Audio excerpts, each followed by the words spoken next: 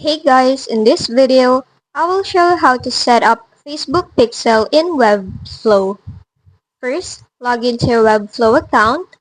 Once inside, select the site where you want to add a Facebook Pixel and click on this Site Settings option.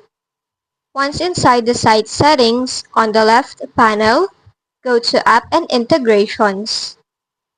Here, as you scroll down, you will see the option to connect it to MetaPixel.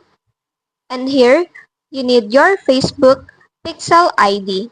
To access that, first, you need to go to Meta Ads Manager Basics.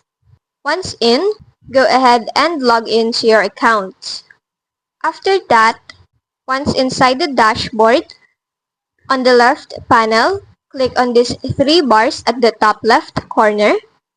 Now, go to Events Manager. After that, on the top right, select on the business account that you want to connect.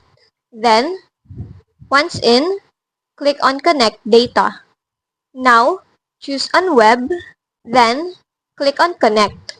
After that, it's time to create your pixel, so just go ahead and type in a name for it. Once done, click on the Create Pixel button. After that, choose on Do It Yourself and click Next. Now, you will have your Facebook Pixel ID, so just go ahead and copy it.